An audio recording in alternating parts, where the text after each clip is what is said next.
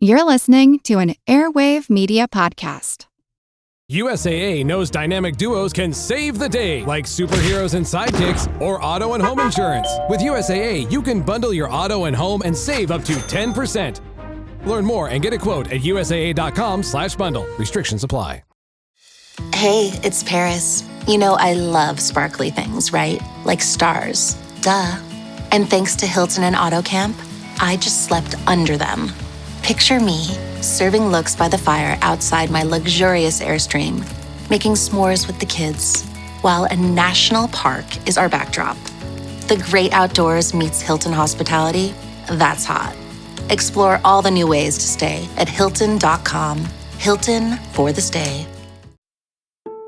Something fell from the skies into the desert in June of 1947. Roswell, New Mexico rancher Mac Brazel and his son Vernon discovered its debris field, which, according to them, included, quote, rubber strips, tinfoil, and a rather tough paper and sticks, end quote. Later that month, Mac read about the flying saucer sighting by Kenneth Arnold above Washington State, the incident that really kicked off the modern UFO era. Thinking this debris might possibly be the remains of such a saucer, Mac stored it and contacted the sheriff, who in turn contacted the 509th Bomb Group Intelligence Office at Roswell Army Airfield. In early June, the story hit the press when an official release from the Roswell Army Airfield stated that the, quote, many rumors of flying discs became a reality, end quote, when the bomb group's intelligence office had been, quote, fortunate enough to gain possession of a disc, end quote. Flying saucer mania went wild again for a brief time, but before long, higher authorities retracted the flying disc press release and asserted that the debris had only been the remains of a fallen weather balloon equipped with a radar reflector. The conspiracy theories and grand myth about the Roswell incident did not spring up immediately. Far from it. In fact, it seems that most accepted the retraction and thought little more of it for more than 30 years.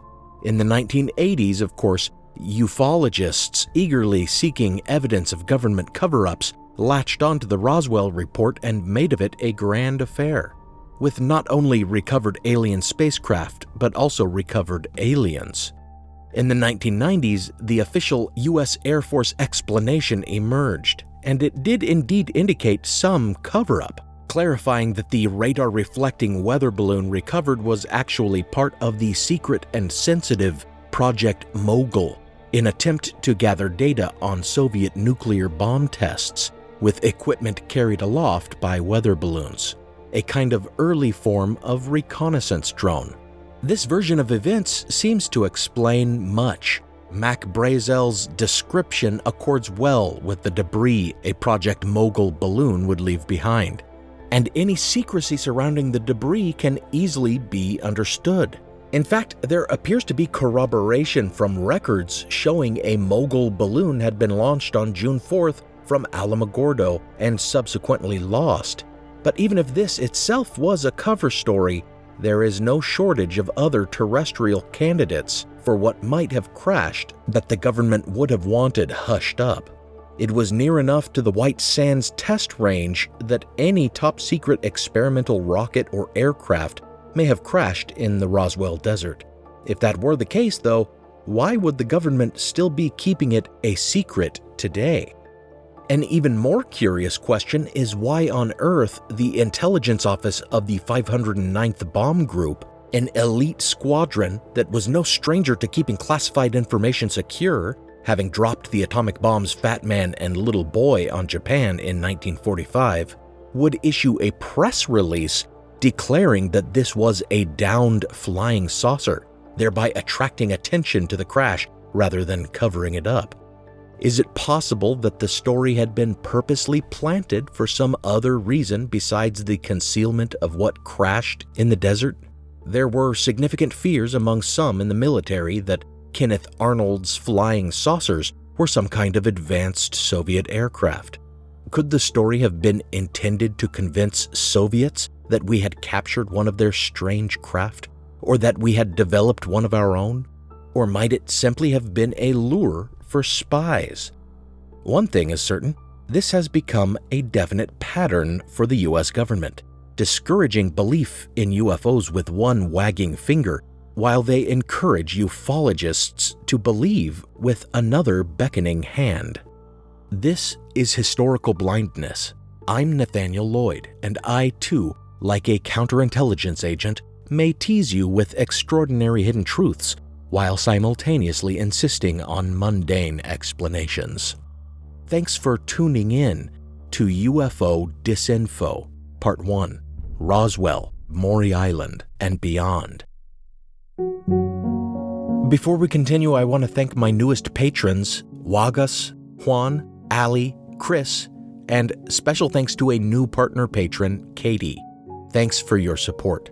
Listeners who pledge on patreon.com/historicalblindness get an exclusive RSS link that will set up an ad-free feed of the show with exclusive episodes, usually at least one minisode a month, like the recent prelude to this series about Foo Fighters and ghost rockets, available exclusively to patrons. We recently met my closest patronage goal, which is awesome. If we manage to keep going and meet my next goal, we'll be something like a third of the way to replacing my day job income, allowing me to devote a lot more time to the podcast. Patron feeds also get episodes early, usually a day early at the lowest tier of $1 a month, and up to 4 days ahead of release at higher tiers. And as I've mentioned before, their episodes contain no ads in the middle of them, and none of these pitches for patronage, and none of these pitches for you to pledge to Patreon either. So if my ad breaks take you out of the story, pledging support may be worth it just for that. Visit patreon.com/historicalblindness and support the show. Or support the show by making a one-time donation at historicalblindness.com/donate, or at the PayPal link in the show notes, or on Venmo at historicalblindness. Now, on with the episode.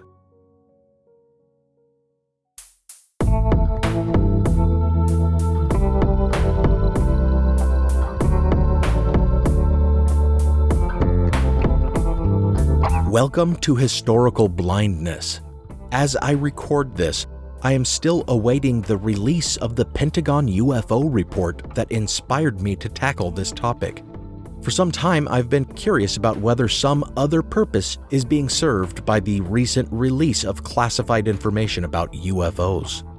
In December of 2017, back when the New York Times reported on the existence of the Pentagon's black money-funded Advanced Aerospace Threat Identification Program and spread leaked video of naval UFO encounters all over the media, I could buy that the story was a genuine piece of investigative journalism, prompted by a whistleblower, revealing information the government had not wanted revealed. Yet last year, when the Pentagon officially acknowledged the authenticity of the leaked videos, and when the existence of their active UAP task force was revealed by being openly mentioned in a Senate committee report, I began to wonder if something else might not be going on. Now, after the coronavirus relief package included a requirement that the Pentagon disclose what it knows about UFOs, I find myself even more suspicious. The Pentagon has already briefed the House Intelligence Committee, and we may never know if what they told Congress was significantly more than what they end up revealing publicly in the report due before the end of June. However, simple logic and familiarity with the government's handling of the UFO topic in the past tells us that we should not take what they have to say at face value.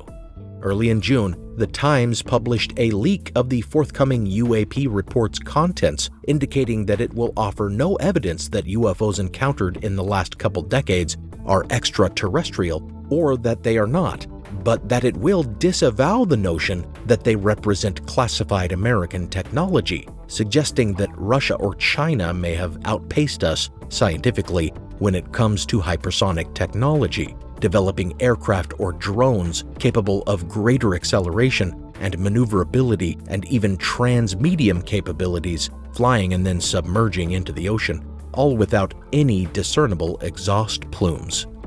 The problem with this is that the US government does not typically want to show its hand so blatantly to the rest of the world. How does it help our standing on the world's stage, our image of military supremacy, to announce to the world that we've fallen behind? How does it help us to learn more about a rival's technology to indicate that we are actively investigating it? The Times article states that some elements of their report will remain classified, which they acknowledge will continue to fuel UFO conspiracy theories. But this begs the question, why is our utter befuddlement at this technology being declassified? Unless we are not so clueless when it comes to this technology as the Pentagon is making out. Unless, as we have seen time and time again in the history of the intelligence world's disinformation games surrounding the topics of UFOs, they are merely manipulating public perceptions to sow doubt and confusion. I know some of you may be thinking, this sounds like conspiracy theory nonsense. How unlike this podcast. But my principal source is an excellent book that I highly recommend, Mirage Men, An Adventure into Paranoia, Espionage, Psychological Warfare, and UFOs by Mark Pilkington, which views the UFO phenomenon and the US government's disinformation related to it through a critical and rationalist lens. I hope you'll see by the end of this series that when it comes to government disinformation for espionage and national security purposes, conspiracy is the name of the game. And despite some reliance on conspiracy theory, this serves as a far more rational explanation for UFOs than visitation by little gray men.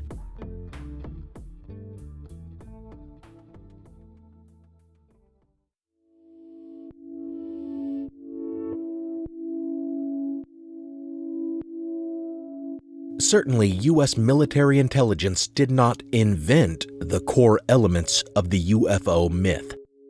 Even before Kenneth Arnold's 1947 sighting, which I spoke about previously in my Brief History of Unidentified Aerial Phenomena episode, science fiction was already planting those seeds. In one 1946 issue, for example, the sci-fi magazine Amazing Stories featured a piece on mysterious quote-unquote circle-winged aircraft appearing over San Francisco, along with a horror story depicting alien abduction long before the first recorded claims of such experiences. And the editor of Amazing Stories, Ray Palmer, would himself be drawn into the flying saucer excitement of 1947. Just days after Kenneth Arnold's much-publicized saucer sighting, Palmer received a letter from one Harold Dahl, a harbor patrolman in Washington State's Puget Sound, which described his boat being buzzed by balloonish donut-like UFOs near Maury Island. The account described how 5 of these aircraft were circling a 6th that appeared to be failing and about to crash before it ejected some molten rock material, some of which struck Dahl's son, burning his arm, and killed his dog. According to his account, after Dahl told his harbor patrol superior about the incident, a mysterious man in a black suit came to see him and warned him against spreading the story, an early example of the Men in Black stories about government men or eerie human-like entities mimicking men that would often accompany UFO accounts in later years. Dahl disregarded this figure's warning, though, and wrote to Palmer, enclosing a piece of the slag-like material released by his UFO. Palmer then contacted pilot Kenneth Arnold, the original saucer sighter, who was familiar with Washington State, and offered him $200 to investigate the Maury Island incident. Arnold himself was visited by some government types after his first sighting, although these identified themselves by name as Brown and Davidson, representatives of Army Air Force intelligence, questioning Arnold about the aircraft he had seen over Mount Rainier, as well as about the Maury Island incident Ray Palmer had asked him to investigate. His interest piqued, Arnold flew out to Tacoma to begin his investigation. But he found Dahl rather dim-witted and thought the material Dahl showed him which supposedly had been dropped from a UFO, was regular old lava rock. But when Arnold met Dahl's supposed superior, Fred Chrisman, things began to get stranger.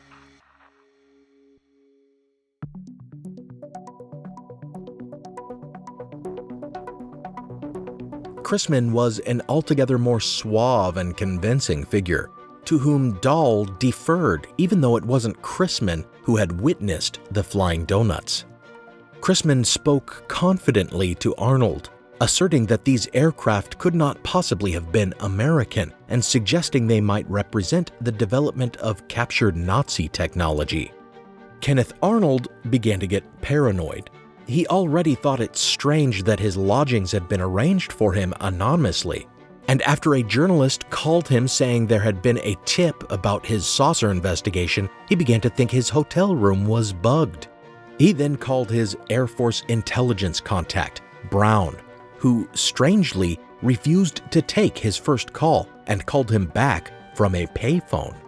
Brown said he and Davidson would fly right out, and thereafter, Arnold received another phone call from a journalist saying he'd received another tip about an Air Force investigation. Arnold searched his room for listening devices, but found none, leading him to suspect that perhaps, inexplicably, Brown and Davidson had been leaking info about the Maury Island investigation to the press. Counterintuitively, though, if these Air Force intelligence agents wanted a saucer flap in the news, they arrived and insisted the whole thing was a hoax, cooked up by Dahl and Chrisman. Taking the samples of UFO discharged rocks, Brown and Davidson boarded a military plane bound for California. But the plane crashed, killing both Air Force intelligence agents on August 1st, 1947, the very day that the Air Force became a separate branch of the U.S. Armed Forces.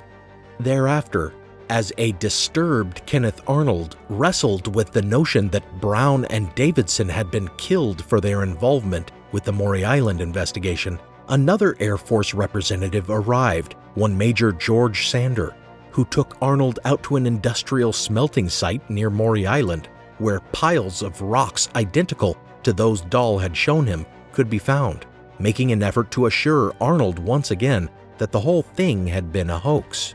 But Arnold remained leery. According to him, he went back to Dahl's house, but to his astonishment, he found it completely deserted. Quote, "There wasn't a stick of furniture inside," end quote. Deeply troubled, Arnold flew home, making only a brief stop to refuel. Upon taking off again, though, his engine failed, necessitating an emergency landing that damaged his landing gear. Investigating after the fact, he said he discovered his fuel valve had been cut, leading him to suspect that he, perhaps like Brown and Davidson, had been a target of government assassination.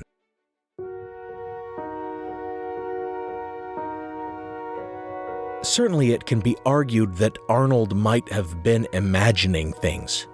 Was it so strange that a hotel room had been arranged for him? And is it such a mystery that the press had gotten wind of his UFO investigation? He was, after all, a very public figure since his own rather famous UFO encounter. And isn't it possible that some elements of his story were exaggerated when Arnold wrote about them after the fact? For example, Kenneth Arnold claims to have had yet another UFO sighting during his flight to Tacoma to investigate Dahl's claims, which during the summer of saucers in 1947 probably seemed reasonable, as it was suspected these mystery aircraft might become more and more commonplace, but in retrospect seems a bit hard to believe and smacks of embellishment. If Arnold took liberties with his story, perhaps we can disregard his claims of Dahl's house being vacated or of his own plane being sabotaged. What we cannot dismiss is the plane crash that killed Air Force intelligence men and UFO investigators Brown and Davidson, as that is a matter of record. However, the engine fire that caused their B-25 to crash may indeed have been an accident. Conspiracy theorists refuse to believe in coincidence, though, so it is all too easy to presume that the crash was intentional and related to their investigation. Had Brown and Davidson gone rogue, leaking info to the press? And if so, would that have represented such a national security threat that the two had to be killed? Why not simply arrest them for treason if they were releasing classified information? One possible explanation is that these Air Force intelligence men were believed to be Soviet moles. Less than a year earlier, the top-secret Venona counterintelligence project had uncovered through the decryption of some 3,000 messages the existence of Soviet moles embedded at every level of the U.S. government, even among presidential administrators and on the staff of the Manhattan Project, as well as in the Army Air Force. Considering this context, it's feasible that Brown and Davidson's seemingly odd insistence on communicating with Arnold via payphone can be explained by their being spies looking for intel on America's secret atomic aircraft. It may then also be suggested that the entire Maury Island sighting had been a honeypot, a false story planted as a lure meant to draw out Soviet moles intent on sniffing out secret U.S. technology, and that it worked. Supporting this notion is the surprising background of Fred Chrisman, who formerly flew with the Army Air Force in the Pacific Theater, and who didn't actually seem to be Harold Dahl's superior at all. Further rumor had it that Chrisman had also worked for the Office of Strategic Services, forerunner of the CIA, before popping up at Maury Island. And his connections to the intelligence world would years later lead to his being named by District Attorney Jim Garrison as possibly being involved in JFK's assassination. But of course, this is speculation. By the cold light of skepticism, Chrisman was just a hoaxer, and Kenneth Arnold a storyteller with a taste for fame, and Brown and Davidson's fiery death a tragic accident that had nothing to do with their investigation of the Maury Island incident. Now for a brief intermission.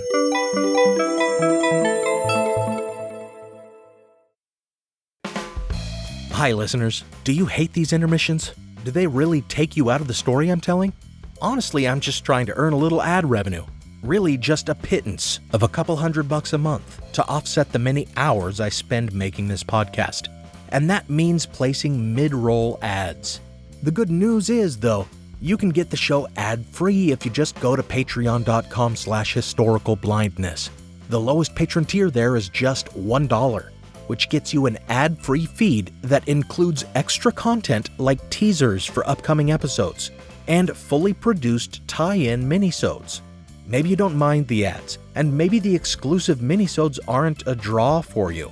In that case, you should know that pledging on Patreon is an investment in the future of this podcast.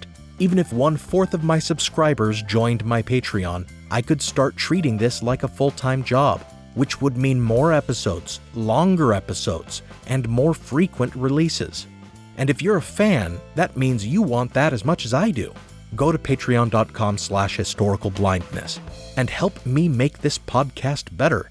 You can find a link for my Patreon in the show notes. Every summer, I'm careful to avoid getting burned. My summer plans always include applying sunscreen so I can attend barbecues and protests without worrying about getting scorched. And when I make my plans by making phone calls, I also don't want to get burned by an outrageous wireless bill. That's why I switched to a Mint mobile plan and saved enough to take a summer vacation. With Mint, I found no difference in speed or coverage, just a big difference in cost. And right now you can switch to a Mint wireless plan like me to avoid sweating those surprise charges and overages. You'll just be chillin' with Mint's offer of 3 months premium service on the nation's largest 5G network for just $15 a month. With high-speed data and unlimited talk and text, it might just be the coolest thing happening this summer. This year, skip breaking a sweat and breaking the bank. Get this new customer offer and your 3-month unlimited wireless plan for just $15 a month at mintmobile.com/blindness. That's mintmobile.com/blindness. Upfront payment of $45 required, equivalent to $15 a month. Limited time new customer offer for first 3 months only. Speeds may slow above 35 gigabytes on unlimited plan. Taxes and fees extra. See Mint Mobile for details. As listeners of Historical Blindness, you're no strangers to the fact that history is a lens through which we can better understand the present. Or as Shakespeare put it, what's past is prologue. History is the indispensable context without which we cannot hope to truly understand current events. You understand that, and so do the creators of the American Scandal podcast. Every season, they immerse listeners in the biggest controversies in U.S. history, helping us understand America's dark side and learn from its troubled past. Its latest season, Ruby Ridge Standoff, delves into an incident that sowed the seeds for the rise of the modern radical right. It transports you to 1992, where in a remote corner of Idaho, federal law enforcement surround a small cabin. They've come for Randy Weaver, a survivalist who took his family to the mountains in anticipation of the apocalypse. A simple weapons charge brought the agents here, but the situation is about to explode into a deadly and tragic standoff that will later become a rallying cry for far-right extremists, fueling distrust and violent anti-government sentiment for decades. Follow American Scandal on the Wondery app or wherever you get your podcasts. You can binge all episodes of American Scandal's Ruby Ridge Standoff early and ad-free right now on Wondery Plus. Now, back to the show.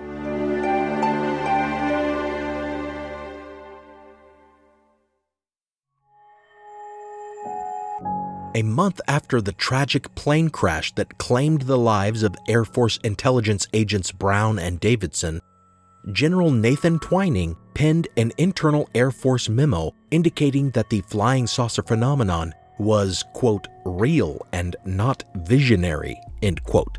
But undermining the Roswell myth, he lamented a, quote, lack of physical evidence in the shape of crashed, recovered exhibits, end quote.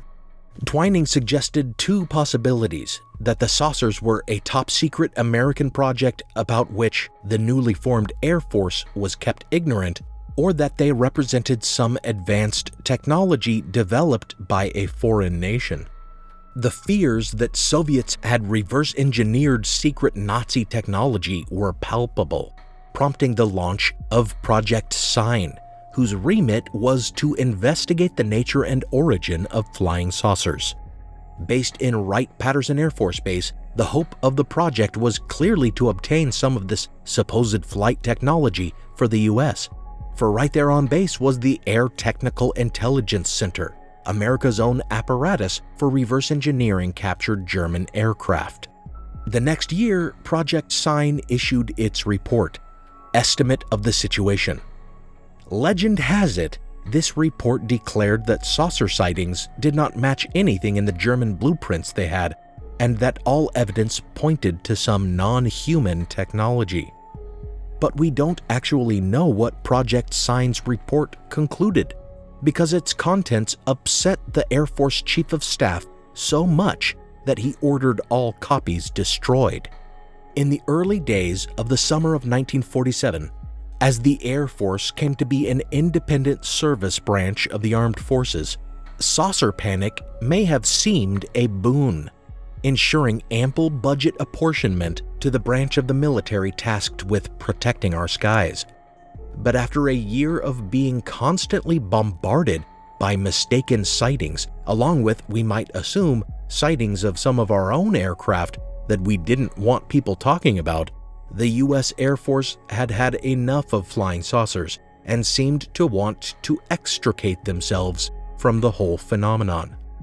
To this end, and perhaps partly as a backlash against the supposed extraterrestrial hypothesis in Project Sign's report, the Air Force launched a new UFO investigation Project Grudge, this one operating under the assumption that flying saucers could not possibly be real, seeking to debunk all saucer sightings and generating a public relations campaign intended to convince the world that flying saucers are nonsense.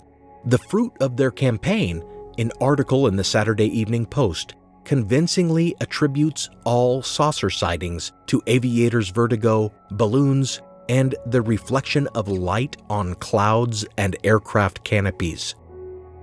The article went a long way toward laying the flying saucer excitement to bed. In December 1949, though, flying saucer mania returned. True, a popular magazine for men, featured an article by one Donald Kehoe entitled "Flying Saucers Are Real," in which it was alleged that flying saucers were indeed genuine aircraft, were alien in origin, and were being actively hushed up by the government.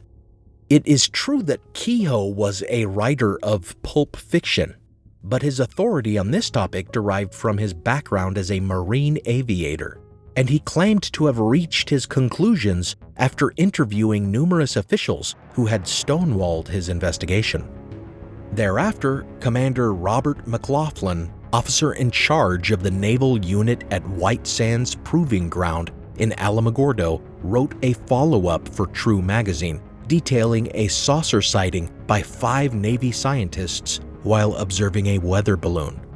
These articles served to refute the Saturday Evening Post article and paint it as part of the cover-up. But might there be more to these competing articles than meets the eye?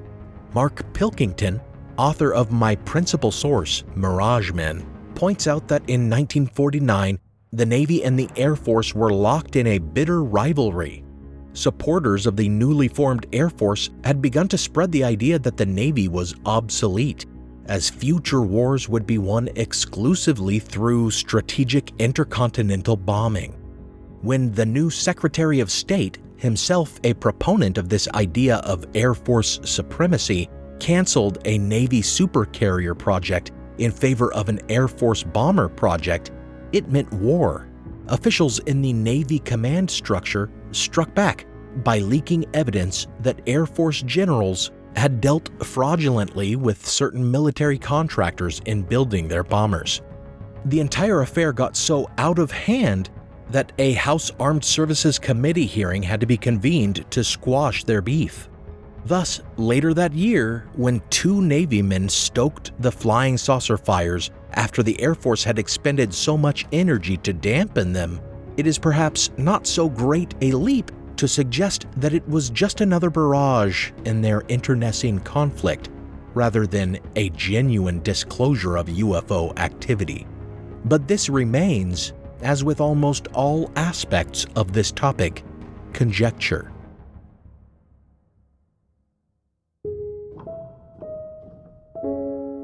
We begin to see a pattern here.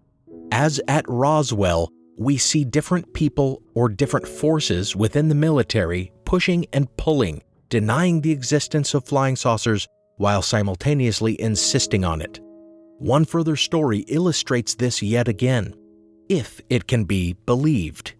In March 1950, the same month that True magazine ran its second piece on flying saucers, a mystery lecturer presented to science students at University of Denver about flying saucers landing near Aztec, New Mexico, not far from Roswell, and that the military found several dead extraterrestrials within, which they had since been studying, along with their recovered craft.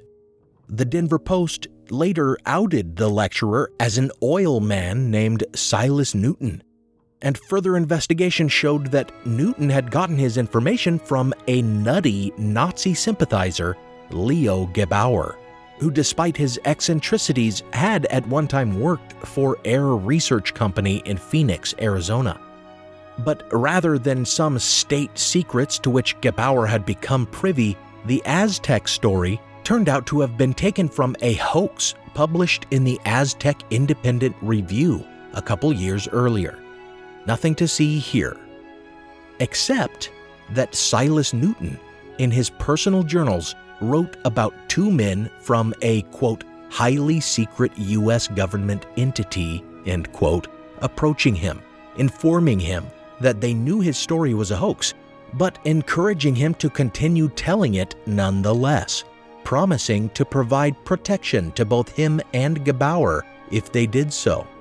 It's easy to dismiss this as BS from a BS artist, but interestingly, 2 years after this, when Newton and Gebauer were convicted of fraud for selling people mining gear they claimed was reverse engineered from extraterrestrial tech, their sentences were suspended. Had they finally called in a favor from the government men whose purposes their outrageous tales somehow served? And why were these shadowy figures, if they existed, so interested in the spreading of a flying saucer hoax among university students? Interestingly, Newton's lecture concluded with a questionnaire to determine how believable these educated young people found the story. And there were further reports of follow-up surveys among the students conducted by none other than Air Force intelligence. Having been foiled in their attempts to suppress flying saucer excitement, had the Air Force then decided to conduct some market research to see how they might use flying saucer tales to their own advantage?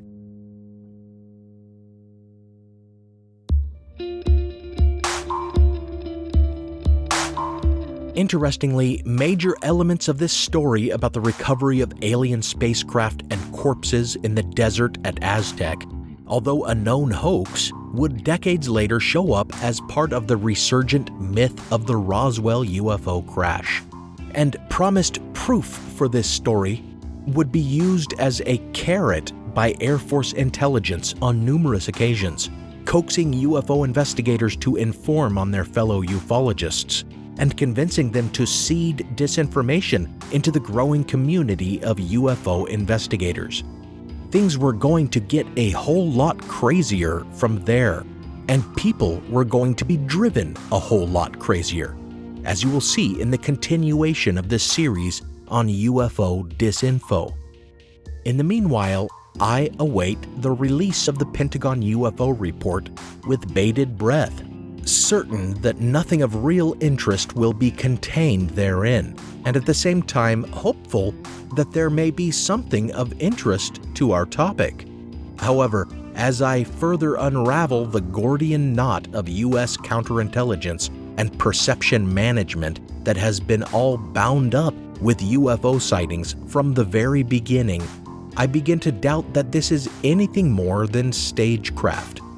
Some in the upper echelons of the American intelligence and security apparatus seem to have concluded that it may benefit us to acknowledge recent sightings, and only the recent ones, and to admit or feign ignorance about them. And come to think of it in those terms, this is nothing we haven't seen before.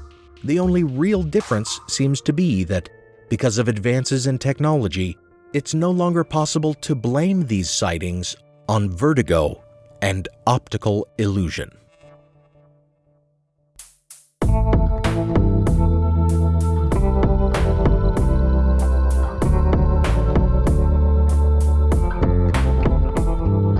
Thanks for listening to this episode of Historical Blindness. Special thanks go out to my partner patrons Diane, Robert, Joe E., Devlin, Ian, Jordan, Jessica, Fred, Antonios, Robin, Mateo, Myth Eater, Do More Kid, Emily, and Katie. Thanks for attending my lecture at this UFO convention. Some music on this episode was provided by Alex Kish. Visit alexkishmusic.com and contact him to get compositions for your own projects. Additional music from Kai Engel, licensed under a Creative Commons Attribution license. Check out the show notes for a list of the tracks used. Support the show by pledging on Patreon, or by signing up for a 14-day trial of the Great Courses Plus, or a free 30-day trial of Audible at my custom URLs, which you can find in the show notes. You can make one-time donations to support this podcast on the website or at the PayPal link in the show notes. Follow the show on social media and give it a review, especially on Apple. Until next time, keep an eye on the sky, but don't stare too long at the sun. You'll be left seeing lights wherever you look, if you're not blinded altogether. What does Sputnik have to do with student loans? How did a set of trembling hands end the Soviet Union? How did inflation kill moon bases? And how did a former president decide to run for a second non-consecutive term? These are among the topics we deal with on the My History Can Beat Up Your Politics podcast. We tell stories of history that relate to today's news events. Give a listen. My History Can Beat Up Your Politics, wherever you get podcasts. The Civil War and Reconstruction was a pivotal era in American history. When a war was fought to save the Union and to free the slaves. And when the work to rebuild the nation after that war was over turned into a struggle to guarantee liberty and justice for all Americans. I'm Tracy. And I'm Rich. And we want to invite you to join us as we take an in-depth look at this pivotal era in American history. Look for the Civil War and Reconstruction wherever you find your podcasts.